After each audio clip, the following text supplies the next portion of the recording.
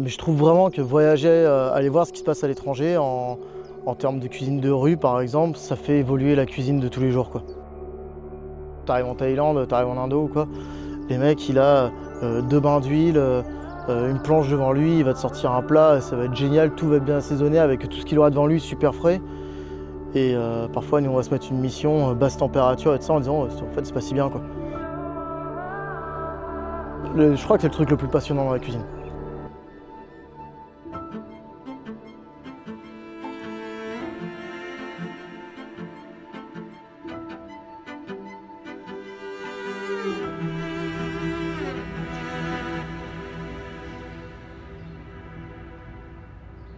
François, breton.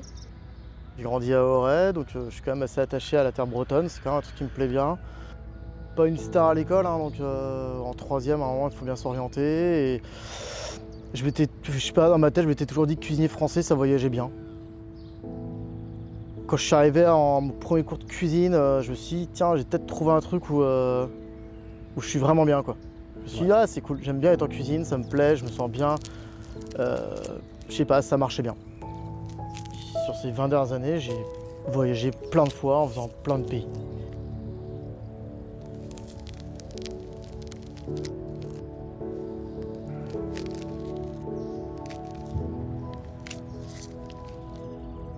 On va partir un petit peu sur quelque chose de très printanier.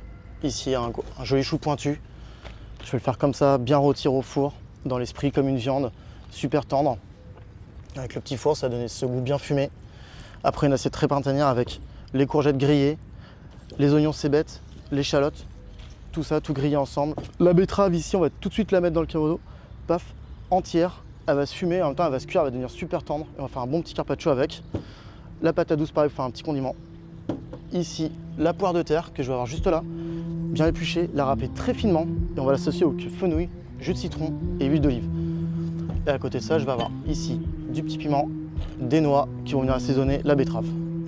L'oignon entier ici, juste rôti, paf, au four, dans sa peau, épluché tout à l'heure à froid, et ça va faire comme un chutney d'oignon, ultra concentré en sucre.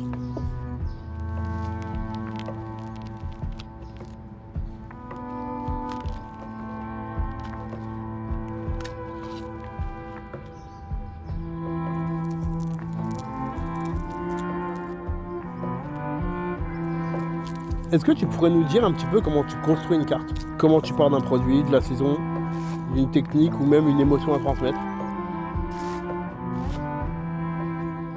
L'idée de base vient que, à un moment, ce qu'on fait en cuisine, bah on se lasse. Parfois au bout de 6 semaines, parfois au bout de 2 jours, tu vois, parfois jamais. Et quand on se lasse, on cherche un autre produit, et là on appelle un peu les maraîchers, le marailleur, lui dit qu'est-ce qu'on a, qu'est-ce qu'il y a en ce moment. Et hop, il ramène tout ça, parfois c'est bon, parfois c'est pas bon, parfois on n'y arrive pas, parfois on y arrivera une année après. Et c'est vraiment ça le truc de la création. Moi je dis toujours ça, je dis ça n'a pas besoin d'être beau pour être bon. Tout à fait. Et j'aime bien d'ailleurs cette idée-là, parfois il y a quelque chose qui est très bon dans l'assiette et qui n'était pas super beau au visuel, mais qui était très bon dans l'assiette et c'est tout ce que le client voulait à la fin. Il faut les sensations de ce produit. Ouais, c'est exactement ça.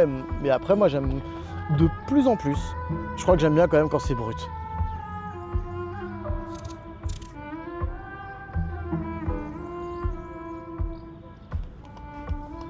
Il y a eu un deuxième gap qui s'est quand même passé, je m'en rends bien compte, c'est après le Covid. Et quand avec Marine on a ouvert le resto du Blavet, on s'est dit automatiquement qu'on allait faire des produits frais, de faire des produits locaux. Moi parfois j'adorerais faire le challenge tout à moins de 200 km. Je me dis ou autrement avec un bilan carbone zéro, donc chocolat, café, tout arrive à la voile s'il fallait. Hein. Et j'aime bien cette idée-là de challenge, de dire le client il vient, il y a eu le Covid, tout le monde a appris à faire plus ou moins bien à manger chez soi. Maintenant toi t'es au resto, le mec il a envie de manger un truc quand même dans son assiette qu'il a pas fait chez lui pendant le Covid parce qu'il avait du temps. Bien sûr. Et ça a quand même plutôt changé nos mentalités je trouve en façon de cuisiner.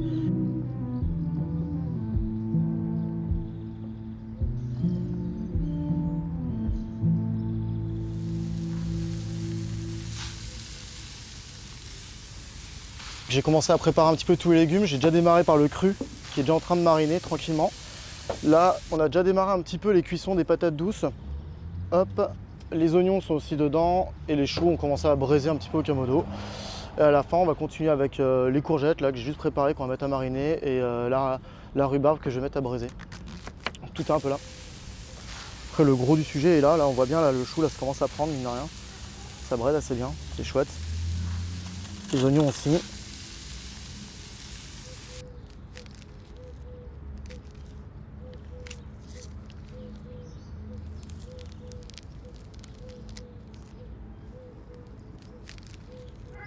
Est-ce que tu peux nous présenter comment et nous décrire ton exploitation, ta superficie, les types de cultures et la localisation bien sûr? Ouais, donc nous on est basé à Étel, on fait partie des petites communes françaises. L'exploitation, c'est la dernière ferme d'Étel. 1900-1920, il y avait 13 exploitations sur la commune, sur la même surface. Aujourd'hui, on est les derniers, c'est urbanisé de partout. Donc en fait, on a un parcellaire très morcelé. Donc on a 12 terrains différents. Donc on a des terrains qui sont assez intéressants parce qu'on va avoir des typologies de sol assez différentes, une pédologie différente. Et donc en fait, des conditions de croissance et de pousse qui sont différentes. Donc en fait, que ce soit pour l'hiver, que ce soit pour l'été, on arrive toujours à s'adapter, trouver des lieux qui permettent de cultiver du légume en fait à l'année. Ok. Donc l'exploitation, ça fait 15 ans qu'on l'a recréée. Donc c'est une très vieille ferme qui était ferme familiale à l'origine. C'est mon arrière-grand-mère qui a été la dernière exploitante de la famille. D'accord. Donc ça doit faire plus de 300 ans qu'on est présent sur le site ici à Étel. Il y a une grande histoire de famille qui s'est arrêtée en 1922. Et en 2010, moi je bossais carrément dans un autre domaine. En gros, l'opportunité s'est créée d'aller lancer une activité comme ça. Créer une activité de maraîchage. Voilà, on s'amusait avec mon père, on faisait un potager, enfin voilà, on titillait des petits trucs. Et puis je me suis dit pourquoi pas sauter le pas. Et puis voilà, en 2010, je démarrais une activité tout seul au début. Il n'y avait pas d'eau, il n'y avait pas de serre, il y avait très peu de bâtiments, pas de matériel. Enfin voilà, c'était vraiment une création. D'accord, ok. Une recréation en fait, concrètement. Et tu fais ça avec ta compagne du coup? Et donc là j'ai mon épouse. Oui, ton épouse, Voilà, tout à fait. maintenant. Je l'ai récupéré, tu vois, il a volontairement un petit peu trop carbonisé comme ça là. Tu vois, hop, on va juste enlever cette feuille là. On va venir le filmer. Hop, et avec la condensation, il va terminer de cuire tout doucement. Voilà, et tout à l'heure, on le rebraisera juste une fois. Et on va l'assaisonner avec une bonne huile d'olive, un bon citron et peut-être une petite marinade avec plein d'herbes dedans, des algues et tout ça. On va voir.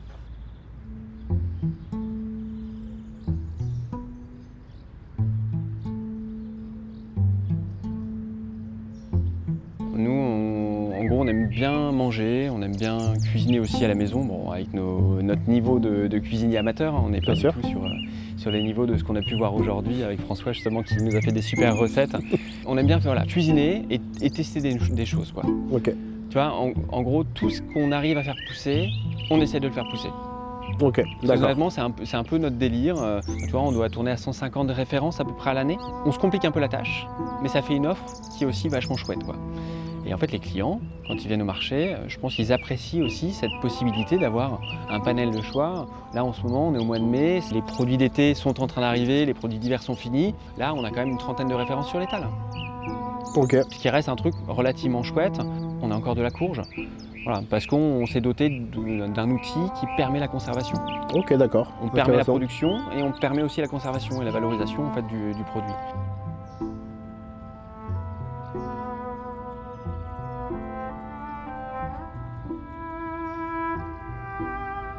On s'appelle agriculture intégrée. On a choisi ce nom-là parce que raisonner, tant qu'on respecte la réglementation, on est raisonné. En gros, s'il y a le droit de faire, j'en sais rien, 2 traitements d'un type par an, tant que tu en fais 2, t'es raisonné. Donc en fait, ça ne veut pas forcément dire grand-chose, honnêtement. En plus, au début, je n'étais pas parti en bio pour garder la possibilité, enfin, si on a un problème sur une culture, de pouvoir intervenir. Ça fait 15 ans, j'ai jamais utilisé de chimie. Ça, c'est bien. Je m'étais gardé cette possibilité de le faire, on l'a jamais fait.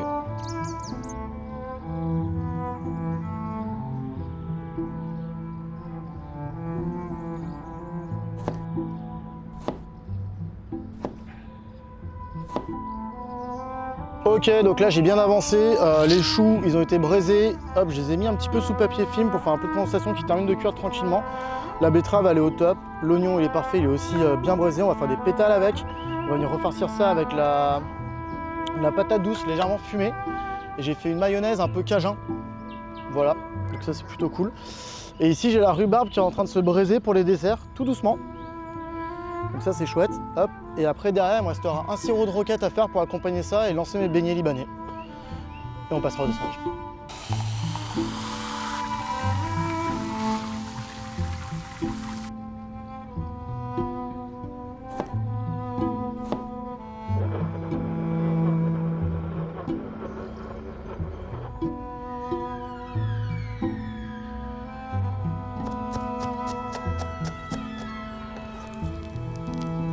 Ok, dernière étape, on va passer au dressage.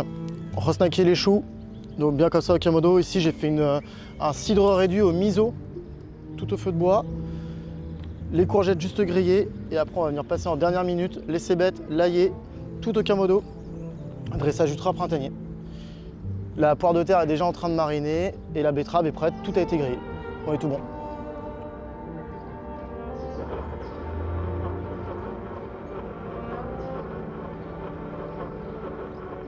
La ferme était cool, les légumes étaient bien, tu vois. On est dans la saison, tu vois, tu m'aurais proposé ça il y a un mois et demi, je t'aurais dit, bon, full VG il y a un mois et demi, on va quand même un peu tourner en rond, on aurait peut-être fait un peu moins, mais on aurait quand même trouvé. Et après, c'est une cuisine qui est bien, moi j'aime bien, c'est coloré, c'est beau, il y a plein de goûts dans plein de légumes différents, et tu vois, à la limite, c'était peut-être là-dessus que je me sentais le plus à l'aise, quoi.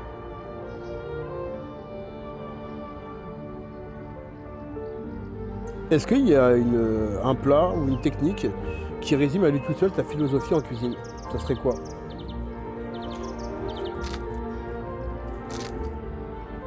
Je suis un peu, je suis en train de virer un peu écolo, je pense, tout doucement, parce que par exemple, j'essaie de plus utiliser de siphon.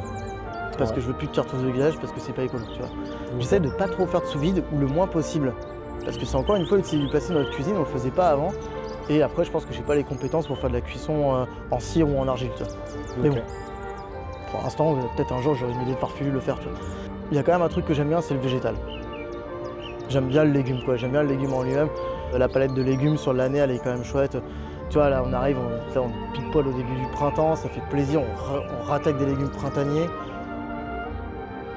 Et on sait très bien que dans 4 mois, c'est plié, on va rattaquer autre chose et on sera content de retrouver les courges, tu vois. Et ça, j'aime bien ça. Ça, c'est le truc qui me plaît le plus dans la cuisine.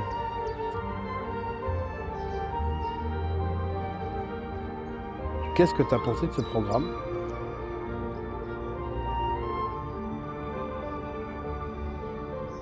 J'aime bien l'idée d'aller chez un producteur, de proposer un contenu, de réussir à faire une recette, de montrer ça, de passer du temps aussi avec un producteur. Tout à l'heure, on en rigolait beaucoup quand il dit bah tiens, il a vu un peu la difficulté, pourquoi nous on ramasse la capucine en branche parce que ça va plus vite, et moi je reprends toute une par une parce que j'ai besoin que de la feuille. Et j'aime bien l'idée de cette rencontre, qu'on arrive à se parler et qu'on ait un peu de temps pour le coup pour ça, quoi. Bien sûr. Et je le recommande, oui, je pense. Ouais. En vrai, ouais, un chef qui a envie de se challenger un petit peu, qui aime ça, et qui est peut-être un peu comme moi, un peu timide, qui est quelqu'un qui peut ne pas être trop à l'aise, je pense que ça peut lui faire du bien aussi, quoi.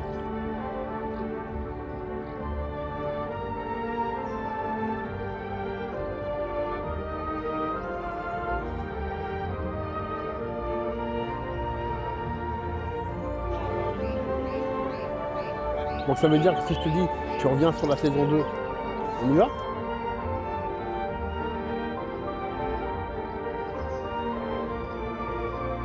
Ça, j'ai toujours rêvé, tu vois, d'être dans un sous-marin. Donc peut-être que là, je reviens, tu vois. Tu me le fais faire dans un sous-marin et je cuisine dans le sous-marin, tu vois, ça peut peut-être m'éclater, tu vois. Ok, ça marche. Donc du coup, rendez-vous en 2027 ou 2028 à la base de Lorient, du coup? Ouais, pourquoi pas, ouais. Ok, ça marche.